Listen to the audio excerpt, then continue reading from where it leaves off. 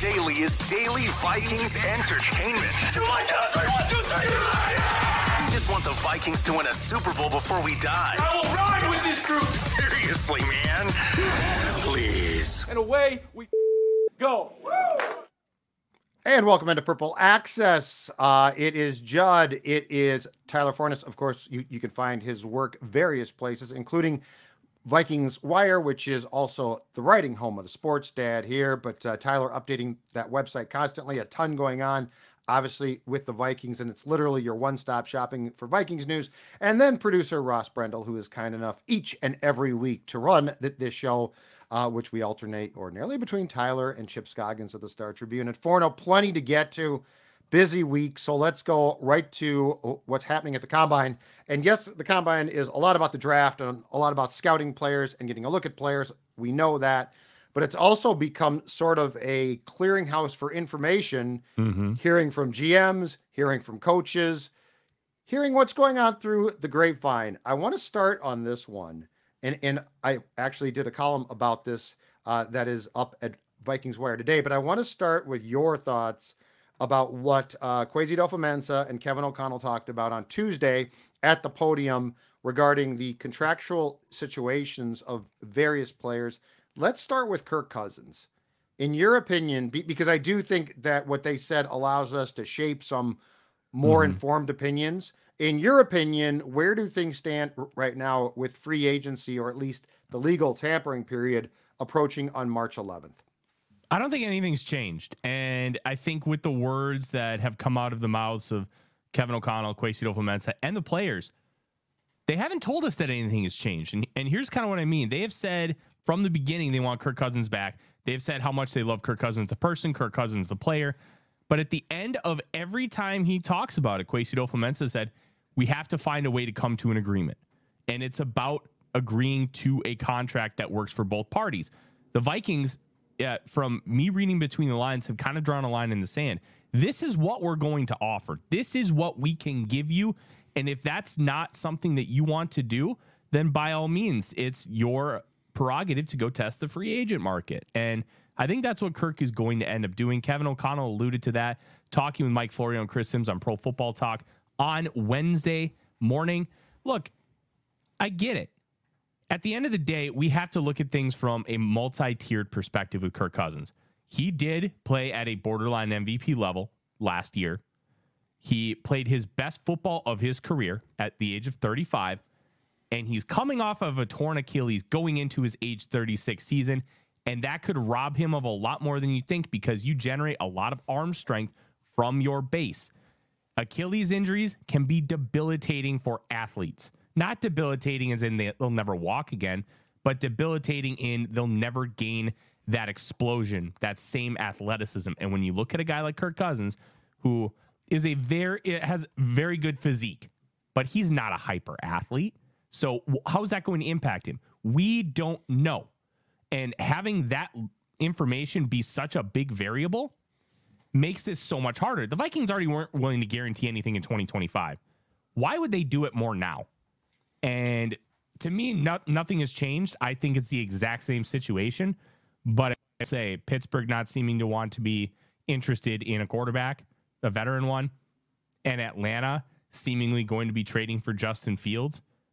There's a lot smaller market for Kirk Cousins than there was, 2 weeks ago. And it feels like, and I phrased it this way with Phil and Declan this week on Purple Daily.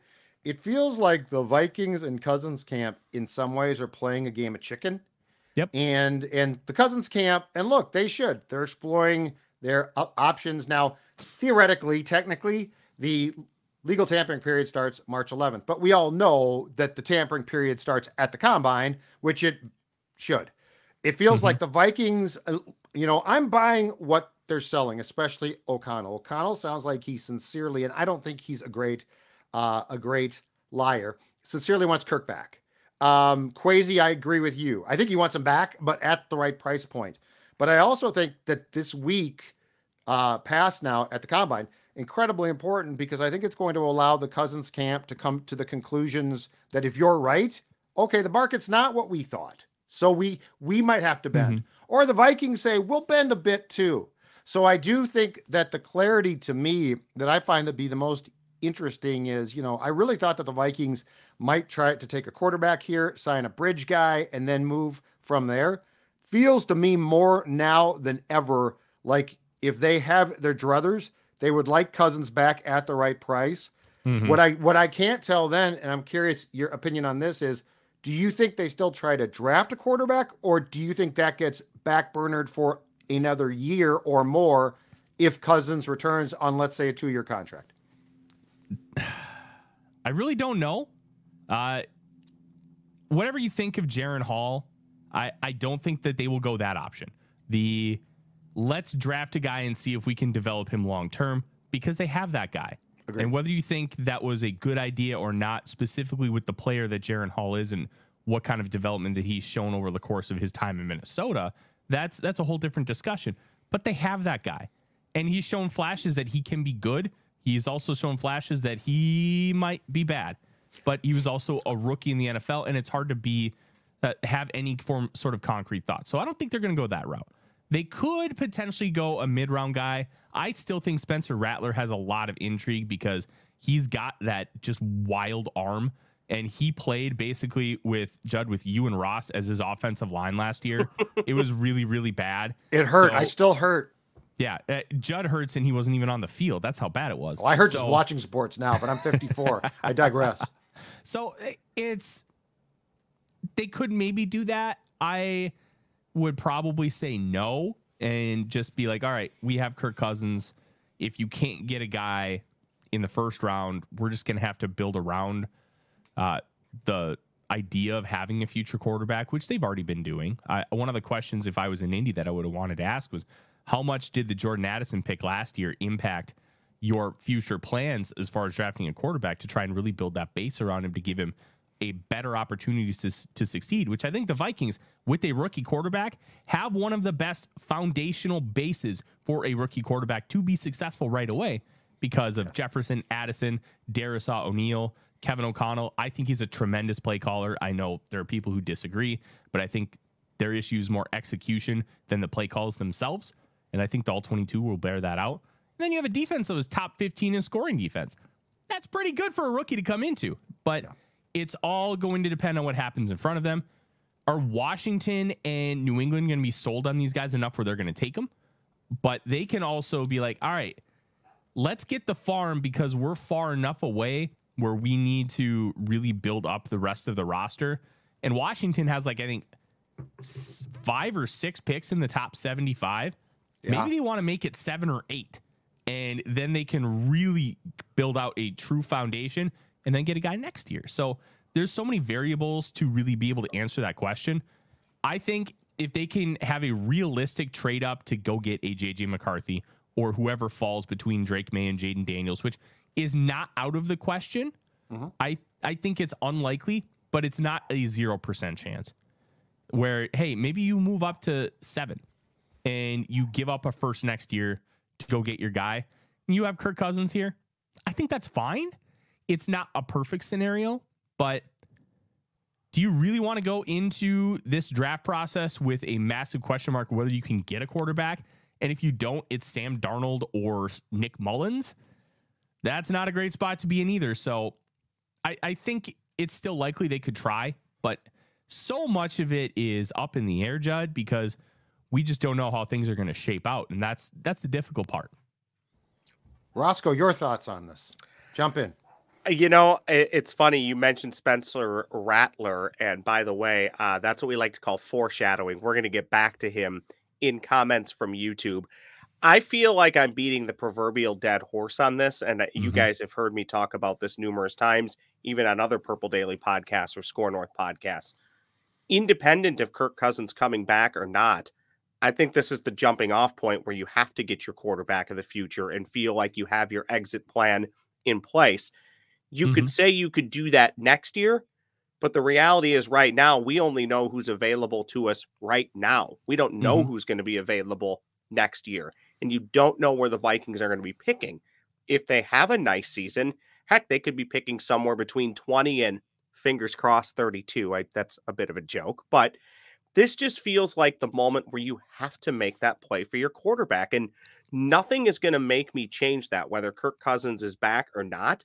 But boys, I will tell you this, if Kirk Cousins is back, I am prepared to be disappointed on draft night, because I do believe if Kirk Cousins is back, the only way they would entertain maybe taking a quarterback would be if they traded back into the first round and got somebody late in the first round, which I would also be okay with.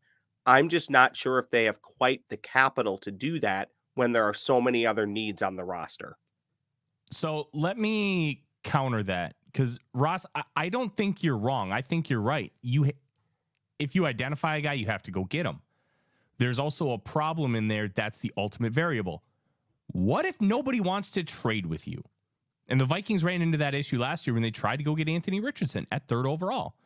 Yeah, Pelissero said after the draft they were trying to go get Bryce Young. That's the only guy they wanted. Well, to me, that's saving face, because the worst kept secret was the Vikings were really aggressive trying to go get Richardson. Heard it from multiple sources. People I talked to, their sources were telling them the same thing. It was widespread. So when you kind of look at the whole encompassing situation, if quarterbacks go 4 of the top 5 picks, JJ McCarthy's gone by 5. What if the Chargers don't want to go down to 11 because the Giants give them a 2nd round pick to move up 1 spot to go get him? That's the variable that I don't think enough people are talking about, because it's not just, hey, Kwesi, if he sees something, he's going to go want to go get it. And he's going to go be aggressive in doing so. Somebody has to tell you yes. And you can't control that. There is nothing you can do to control it. And if all those guys are gone, are you taking Bo Nix or Michael Penix Jr. at 11? No. Are you taking them at 42? Maybe. I wouldn't take Bo Nix in round 5. Like, I have a 4th round grade on him. I just don't want nothing to do with him, because I think he's a developmental guy, and we already have that. So looking at all those different factors, you're waiting on somebody else to give you the green light versus you having everything under your control. If those guys are gone and you force it, you're risking another Christian Ponder pick. And yeah, it's the easiest crutch to go to. Oh, it's just another Christian Ponder. Christian Ponder was a forced quarterback pick because they needed one, not because they believed he was the guy. They needed one, so they took one. That is the worst habit you can get into as a general manager in the draft. You take talent in the draft. Free agency is to fix problems. If the Vikings took a wide receiver, and let's say Rome Odunze at 11, they don't need one. But guess what? Maybe he's the best player on the board, and you just figure it out. So it's a very complicated situation there, Ross. Theoretically, you're right. Practically, it's way more complicated. Yeah, and I do 100% agree with you. You don't just take one to take one. You identify the guy you want the most, and probably guys you could, I hate to even phrase it this way, but guys you could live with, guys you also think fit what you're trying to do. And then, yes, to your point, I guess what I'm saying, Tyler, is if you think you're going to get him at 11, or as the draft shakes out, if the guy's going to be there at 11, you take him. If you think you need to move up, well, then you have to make the offer so enticing the team says yes and doesn't tell you no. That's just where I'm at, because Kirk Cousins isn't going to play forever. Even if he comes back, it's going to be a short-term deal, not necessarily a prove-it deal, but it doesn't solve your problem long-term. It just solves it in the immediate, and I just don't think you can keep doing that year after year after year. So I think part of the problem here, guys, is I think we get somewhat conflicted and confused by this. You got the Kirk Cousins path, right? And then you got the quarterback path, but the quarterback path doesn't have to be a draft pick right now. Like, I guess my question, if I could ask the Vikings and get a truthful response, is this: where are you at right now? Like, in your opinion, as a franchise, as a team, where are you at? Because there are, if you try to move up, and if Kirk walks, and let's just say that there's one team that says, Kirk, 3 years, fully guaranteed or close to that, and the Vikings are like, we cannot do that. And then the Vikings can't trade up. I don't think that you could say, my God, we can't trade up, so we have to sign Kirk again. So there are bridge guys. There are ways, like, unless you say Kirk Cousins is going to take us to a 2024 Super Bowl title, there are ways to get around this, because Tyler, I'm with you completely. The problem with Ponder, and this was true of that entire first round, not just the Vikings. Yeah. How many teams took quarterbacks because they were hyperventilating? You know, Jake Locker went into that. That's at the end of the season, as I recall in college, he was considered potentially the number one pick, or certainly at the beginning of the college year that year. He fell drastically, and I think it was the Titans were like, my God, I think we're at 8. We got to take him. So the one thing I don't think that you can think of this is, okay, Cousins is gone. Now we have to draft his replacement right now, no matter what, because you're setting yourself up for disappointment. I think what you need to do here, Tyler, is you need to keep this on 2 different grids. And if they intersect, awesome. That works out really well. But if they don't, I don't think that you can hitch your wagon to Cousins just because the unknown scares you too much. So, like, I think this goes deeper than the observation of, well, if Cousins is gone, you got to draft one. That's ideal, but it doesn't mean that you should, to your point, force it. Yeah, it's a great conversation. It is, because it's never just going to be as simple as, oh, you just got to take one, because there's so many other variables with other teams and other selections, and you never know when, and I'll say this until the day I die, you never know when somebody's going to have another gas mask bong. You never know when something wild's going to happen. That's got to ignore that, Tyler. I keep telling you that. You never know when something big is going to happen that's just going to change everything. So it's a very complicated question, and I think, to your point, Judd, about all the conversations they're having in Indianapolis, we may have a resolution with Kirk Cousins by like next Wednesday, because they're going to have all the information they need. Mike McCartney's going to have talked enough to other teams and kind of gauge the value of what the offers are going to be on the table for Kirk.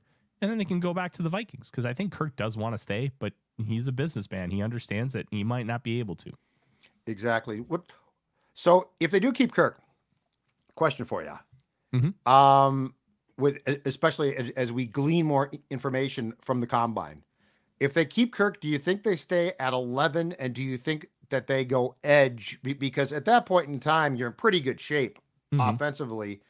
It sure sounded to me, from what Kwesi said at the podium on Tuesday, like Daniil is going to walk. Like, I think he's going to get a massive contract. He deserves that, but he's going to be 30 in October. Kwesi sure didn't sound like he was invested in, I got to try and keep this guy. Do you think that they then go edge? And how high are you on those top 3 edge guys that could be around when they draft? Oh, this is a fun conversation, because of those top 3 edge guys that you speak of, they're all behind Penn State's Chop Robinson. I love what Chop brings to the table. And one of the big detractions that people are going to talk about are his inconsistent use of functional strength, and he does need to bulk that up a little bit. And his play in the run game isn't fantastic, but he flashes effort. You can't teach effort. You also can't teach his elite first step, which is truly rare and special to help him bend around the edge. Okay. But he can blow up plays in somewhat unconventional ways by using that elite first step and being able to penetrate through holes. There's a play against Illinois where they're running GT counter. So GT counter is just a counter play, but the guard and the tackle pull. Those letters before counter tell you who the pullers are. So those pullers aren't even able to get to their spot because Chop Robinson blows them up, and then the play gets blown up from the front side. So those are things he can do, and that elite first step around the edge. Chop Robinson's 4th on my board, and I will probably be the highest in the industry on him, and I'm okay with that. You have Dallas Turner, Latu, who told reporters yesterday that the neck he had to medically retire for, teams don't have an issue with it. We'll find out more in the coming weeks, because you're going to have the full medical workup of him at the combine. So that may change. So just be aware of that. And then Jared Verse, I don't see as having this great upside. I think he's a plug and play, and I think there's a baseline, but I don't think for a guy you'd take at 11, I don't see it, because I don't think he's ever going to be that, like, hey, this guy could be a 15 sack a year guy. And that's the type of guy you'd want to take at 11.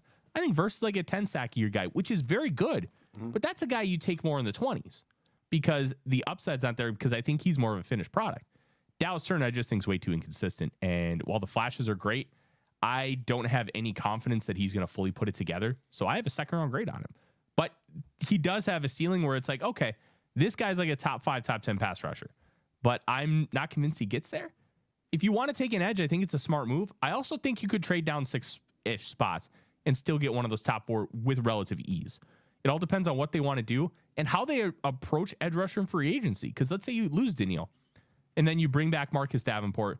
You could sign a couple other guys. Somebody like Shaq Barrett on like a 1 or 2 year deal might make a lot of sense because he could be on a discount. He's had 20 sacks in a year before. The guy can play. So maybe that's a route they want to go. Free agency is just going to tell us so much about how they approach things. But I don't think a trade down is a bad idea. But those picks need to come on day 2, not day 3.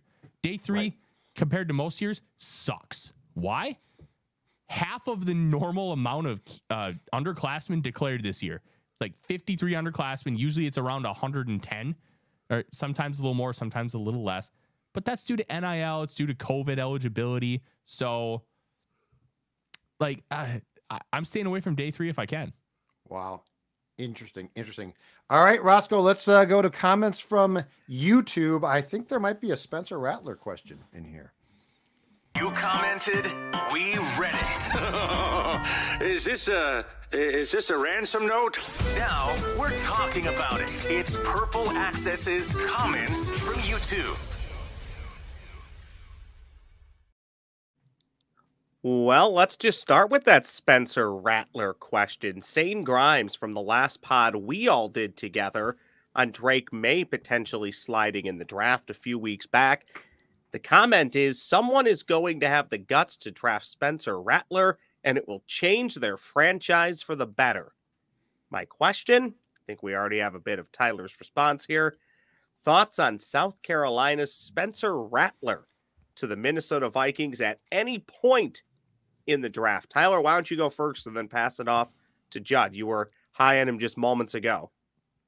So Rattler's a very fascinating evaluation, and I actually have him ranked above Bo Nix. He is my quarterback 7, or maybe it's my quarterback. No, it's my quarterback 7 because I have Pratt above him.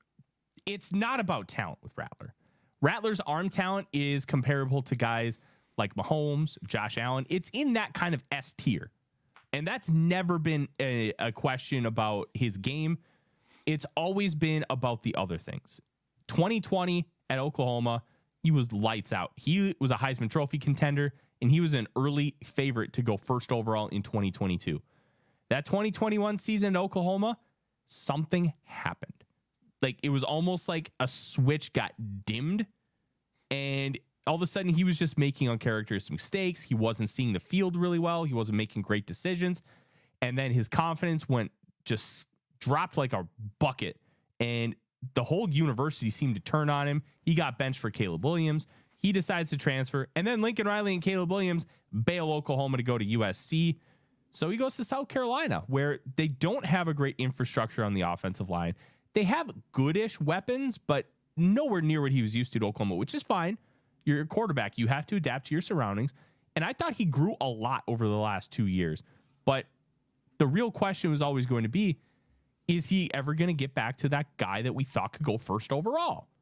And we don't have that answer because he had to change so much of his game to make it work at South Carolina, because he had to do so much. He had to deal with so much quick pressure where he wasn't able to go through progressions and really attack down the field. That average depth of target the past 3 years was like 7.5, 7.6, 7.8 in some capacity. His first year as a starter at Oklahoma, it was like 10.8. That's a significant drop off, but you also have to contextualize it. It's not because he didn't want to attack down the field. He couldn't. So are you going to be able to extract all the good and be able to fix some of the processing issues, some of the panicking in the pocket, because he would just get absolutely obliterated half the time? Those are really big question marks that he's going to have to answer. And I don't know if you're going to be able to kind of get him away from that stuff because of what he's dealt with in college. He's also 23 years old, which makes it a little bit more difficult. If he's 20 or 21, it's a lot easier to coach some of that stuff out of him. But the arm talent is insane. He can make throws that'll just make your jaw drop. But it's the other stuff that mars the evaluation with him. I don't know if I would want him to truly be my franchise guy. But if you want to draft a Kellen Mond-esque type, a guy you're going to sit on the bench, be your backup, hey, maybe I can develop this guy, and in a year or two, he could maybe be my starter. I think that's a fair evaluation of him, but I'm not super convinced that he's going to work out or not work out either way because of all the things I mentioned. I can't top that. That's an outstanding scouting report, and you scared me away. Well done, I'm too scared now. Well done. The theme of the comments from YouTube today are staying pretty much all quarterback related in one shape or another. Charles Richards, 831 from Purple Daily's February 28th episode on the hiring of Josh McCown. This 100% signals to me that the Vikings are in fact looking to draft a quarterback of the future in the 2024 draft, and I couldn't be more excited. The question, should Charles and others be excited about Josh McCown and potentially drafting a quarterback? That's a bit of a two-parter. Judd, why don't you go first? Well, first of all, I think the McCown hire is really intriguing, but here's the most important thing. I don't know why yet. Like, there's a relationship with Drake May there, but obviously you need to trade up a lot to get Drake May. It's the first time in a long time that the Vikings are actually going to put a former quarterback with like quarterback street cred from this league in that room. So does that mean that there is concern about Kirk being gone and Josh is going to basically play the veteran role while not playing? Or does it mean that Kirk is coming back, but they're going to have a young quarterback behind Kirk, and Kirk always likes to have a veteran guy, right? Like, he loved Mannion. Mannion was his best pal and now he's going to the Packers, Tyler, as a coach, but he was his best pal because he was no threat to replace him. But what he was a sounding board. I think Mullins served as a sounding board. So I'm just excited about the entire offseason because I think it's really going to shape this franchise going forward. And I think it's probably going to be the most important offseason of Kwesi and O'Connell's careers here. The McCown thing I'm really intrigued by, Forno, but I don't know exactly what it means. I do think it means something. I don't think it means anything. And okay. I'm not doing this to be contrarian or anything. I think the only thing that we can really gather from this is it's a two-parter. One, O'Connell likes to bring in people that he's worked with before, and Josh McCown was a quarterback on the Browns when Kevin O'Connell was a quarterback's coach for the first time in 2015. So there's a rapport there. Mm-hmm. Two, McCown seems to be a hot shot kind of head coaching candidate in the future. So remember, when the Texans hired David Culley, they wanted to hire Josh McCown, and they kind of got bullied out of it. So McCown is very well thought of among players and in coaching circles. So I think that's why he got hired. And I think because of what experience he has, having bounced around from team to team, learned from so many different people, started a multitude of games in the National Football League. I think that gives you a lot of information to be able to help somebody who's going to develop in that room. I think that's great. I don't think it means anything that he worked with Drake May. I don't think it means anything that he shares an agent with Kirk Cousins. I just think that they hired him because they think he's a damn good football coach and a potential to be a head coach and somebody that Kevin O'Connell already knows and trusts. That's why Brian Flores was the top target for defensive coordinator. It's why they brought in Wes Phillips and Matt Daniels to run those other coordinator positions. Coaches like to bring in people that they know, that they can trust to do the things that they want them to do. So to me, I'm not reading anything into it more than that. I think you should still be excited about drafting a quarterback. I just don't think the hiring of Josh McCown signals any of that. All right. Percent chance he starts by week 1? No, I'm just kidding. Jay Christian you can't do that. I don't think you can go from coach to player. No, and I think I actually looked this up. He has to unretire, and he can do it for a different team. I think. Mm-hmm. Gotcha. I looked this up a while back. The question is, did he send his retirement papers in? Are they in? Yeah, because a lot of guys don't do that. Brett Favre, I think, waited until like 2012 to mail them in or fax them in at the time. Well, when did Brett Favre go into the Hall of Fame? Because the second you send in the retirement papers, that's when your clock starts ticking to get into the Hall of Fame. Well, he was first ballot, so he must have sent him in at some point in 2011. Because it could have been 10. Yeah. Relatively recently, there was a former Vikings linebacker who never turned in his papers. And after like 4.5 years, Seattle called him up because they were a player short and he was in the area and he dressed. This is probably within like the last 5 years. Do you remember who that is? I'll look it up. I want to say it was Vinny Churchill, but it wasn't. It might have been. It was somebody else. Literally had sat out for like 4 years and then got the call. Hey, we need somebody. Homie got $100,000 payday. Good for him. Good for him. Yep. Good absolutely. for him. J. Christian Larson. This is the final one. J. Christian Larson, 857 from Purple Daily, discussing if the Vikings have interest in Russell Wilson. Comment. Love the show. While I'm sick with COVID-19 right now, the idea of Russell as the quarterback for the Vikings for more than 1 year makes me more nauseous. The question on that, does the thought of Russell Wilson in purple make you guys sick? Tyler, why don't you go first? Oh, Kevin O'Connell will want to pull the little hair he has on his head out of it because Russell Wilson refuses to throw over the middle of the field. And what does Kevin like to do? Digs, overs, choice routes, all over the middle of the field. How is Russell Wilson going to be able to throw any of those passes when he refuses to do so, even to wide open receivers? Like, this is one of the worst kept secrets in football. He hates throwing over the middle. And a lot of college quarterbacks right now don't like throwing over the middle either, but that's because the air raid has designed things to really go towards the outside, get outside the numbers, and hit a lot of those timing routes. So some of that is due to how the college game is evolving, but with Russell Wilson, like, the appeal with Wilson is if he really wants to stick it to the Broncos with offset language, he can just sign a minimum deal, and the Broncos have to pay the rest of that salary. He will. And then he could help out the team that he's going to for the first year, be like, okay, build a team around me. Let's see what we can do. But with how O'Connell likes to operate this offense and how Wilson refuses to throw over the middle, it's a match made in hell. I'm completely out on it. The general idea, I think, is good in a vacuum, but not with Russell Wilson. I think there's so many reasons why the Vikings wouldn't even consider this. You just talked about a large portion of them on the field.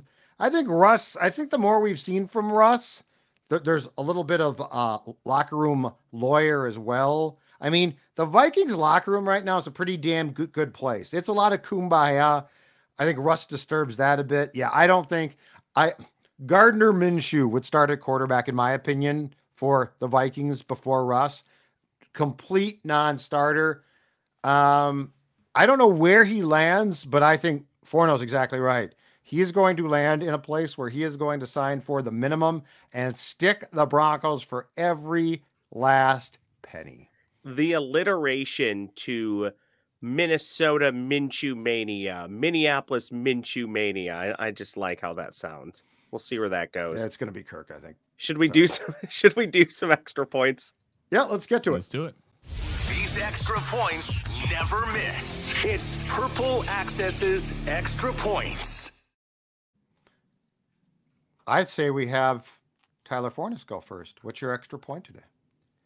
Listen, if the Vikings are really smart, they're going to re-sign Marcus Davenport before his contract voids. And let me kind of walk through why. Everybody has every right to be frustrated.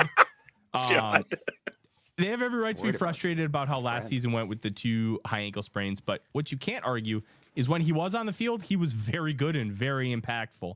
So if you can bring him back on a respectable deal, you can actually save money on the salary cap this year. So not only are you going to add depth to what this defensive line and edge room really needs, you're going to save money on the cap. So here's how that works. He has 4 void years left on his contract, all at $1.7 million. If he signs an extension, this is the key verbiage. He has to sign a new contract before his contract voids at 3 p.m. on March 13th. It's also the same void date as Kirk Cousins and Daniil Hunter.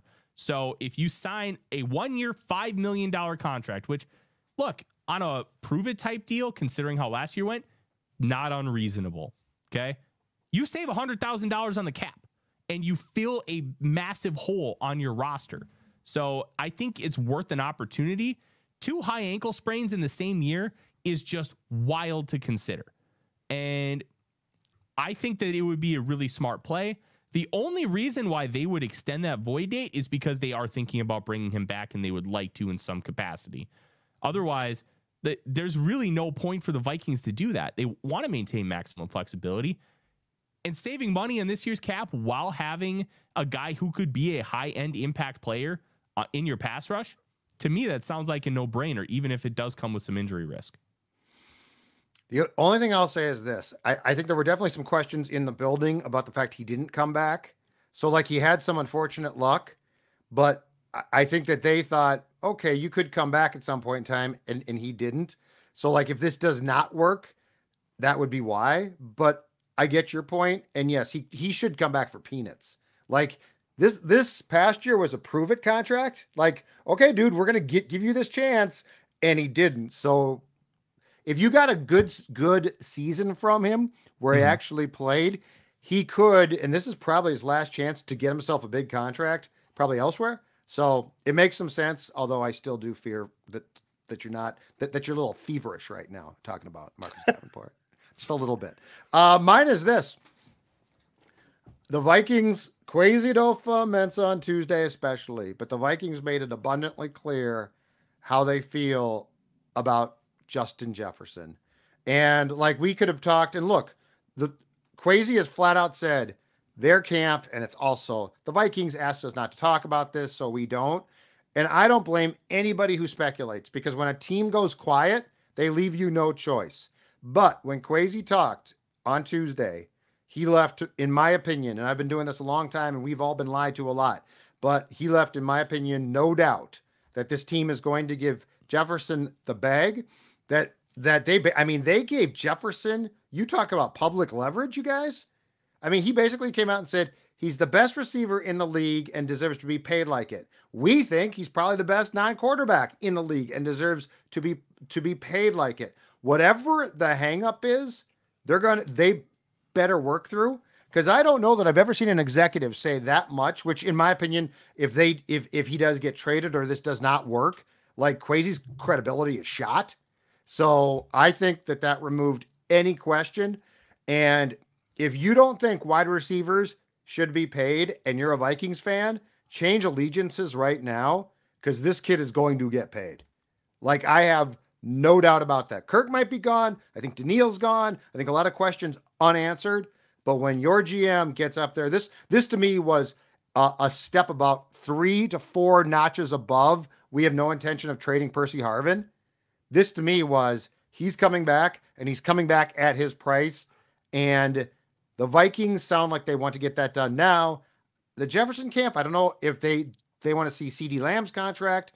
I don't know what the incentive is, but it sounds like they're the ones, according to Kwesi, dragging their feet.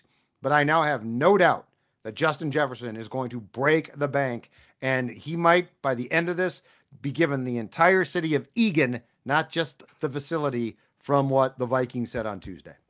So I want to follow up with this, Judd. I personally don't think that they gave Jefferson any leverage at all, and kind of let me explain why. I think they've already agreed on the money. I think they've already agreed on a good amount of the structure. I think it's just minute details. And Kwesi coming out and saying that is just more of an olive branch to the Jefferson camp. Like, hey, we're serious. We love you. And we are going to do everything we can to get this done. Because I don't think that Kwesi is such a brilliant mind, and he's so particular with his verbiage and how he words things. To come out that aggressive tells me that this contract deal extension is so deep as far as how far they are in trying to complete it. And we already kind of know this in general, because they almost completed it September 9th. They were this close. So I think it's just hey, we love you. We're not going to even think about trading you, and we want to get this done ASAP. It's more of a signal to them than anything. And I think the leverage thing is overblown, but I also get it, because that's really strong from a general manager. And the cap went up. That's where I think it changed. Now, I don't think that matters at all, to be honest. Oh, yeah, it does. Why not? I think he's going to get the same amount of money no matter what. Well, but he now stands with the cap to get more, and he's going to get, but there are definitely some devils in the details that the Vikings or someone didn't like. He's going to get those now. And I don't credit him with being a genius. He's not the greatest at the podium. He tries to say nothing, and actually when he gets passionate, he screws up. So I think he did his sit down with I think it was Jory Epstein, correct? Mm-hmm. Of USA Today, in I think approximately May, after the year he got hired, drove him to basically say nothing. he said something here, and I'm not so sure he didn't say. Now, I think it was agreed to what he would say, but they gave away something there. You don't say that unless you are prepared to give the player everything he wants. So I'm just saying the Vikings have, I don't care what they don't like, they're going to have to give it now. I question Kwesi a little bit. I'm not willing to anoint him genius yet. I think he's very smart in some ways, but being smart on Wall Street and the background on football doesn't make you savvy, and I think he lacks some of that so far. Roscoe?